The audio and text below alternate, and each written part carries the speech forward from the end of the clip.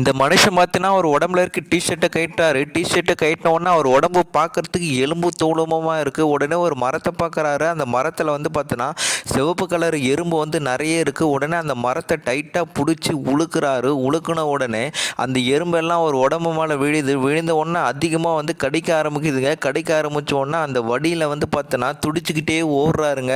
ஆனால் வந்து இவர் சில நாட்களுக்கு முன்னாடி இந்த காட்டுக்குள்ளே வந்திருப்பார். காட்டுக்குள்ளே வந்து பார்த்தோன்னா ரொம்ப பசியால் இருக்கும்போது 2 முட்டையை பார்த்துருப்பாரு. முட்டையை உடைச்சி பார்த்தது அதில் குட்டி பறவை வந்திருக்கும். என்ன பண்ணதுன்னு தெரியாமல் உயிர் வாய்ந்து தானே ஆகணுன்ட்டு அந்த பறவையும் சாப்பிட்டுட்டு நடந்து போயிட்டுருப்பாரு. உடனே வந்து பார்த்தோன்னா அந்த காட்டுக்குள்ளே வந்து இருட்டாயிட்டு இருக்கும். என்ன பண்ணதுன்னு தெரியாமல் அங்கே வந்து பார்த்தோன்னா இருக்க சுள்ளியெல்லாம் வந்து எடுத்து வச்சு நெருப்பு மூட்டி அங்கே உட்காந்துட்டு இருப்பாரு. உடனே வந்து பார்த்தோன்னா அவர் காலில் இருக்க சாக்ஸை கழட்டி பார்ப்பாரு.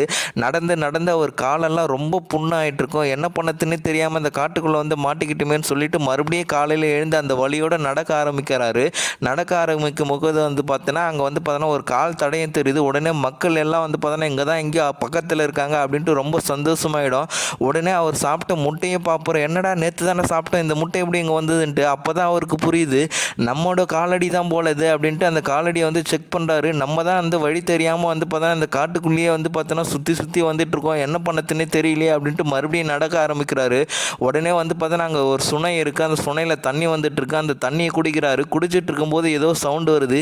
என்னடா அது சவுண்டு அப்படின்னு பார்த்தா ஒரு காட்டுவாசி பொண்ணு யார் மணி அப்படின்னு கேட்குறா. அந்த பொண்ணு இவரை பார்த்து பயப்படுது. உடனே ஒரு சைக்கிளே ஓடாத அதெல்லாம் ஒன்றும் இல்லை, நான் எதுவும் பண்ண மாட்டேன் அப்படின்னு சொல்லிட்டு அவங்க 2 பேருமே வந்து பார்த்தோன்னா இந்த காட்டை விட்டு போகணுன்ட்டு நடக்கிறாங்க. உடனே வந்து நைட்டு தூங்கும்போது அதிகமாக குளிராக இருக்குது. கட்டி பிடிச்சி தூங்குறாங்க. காலையில் எழுந்து பார்த்தா அது எல்லாமே இமேஜினேஷன்.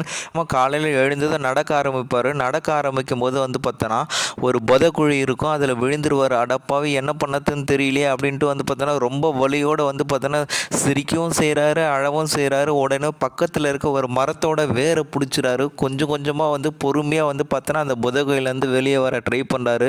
வந்த ஒரு பாறை கடையில் வந்து பார்த்தோன்னா படுத்துட்டு மயக்கத்தில் இருப்பார். தூரத்தில் ஒரு போட்டு இருக்கும். யாருன்னு பார்த்தா அவன் ஃப்ரெண்ட்ஸுங்க. கூப்பிட கூட அவருக்கு தெம்பு இருக்காது. உடனே வந்து நின்றுட்டுருப்பார். உடனே அவன் ஃப்ரெண்ட்ஸு பார்த்துருவான். நண்பா உன்னை தேடி தாண்டா வந்திருக்கோம். அடப்பாவி என்னடா நீ இங்கே வந்து இப்படி மாட்டிக்கிட்டு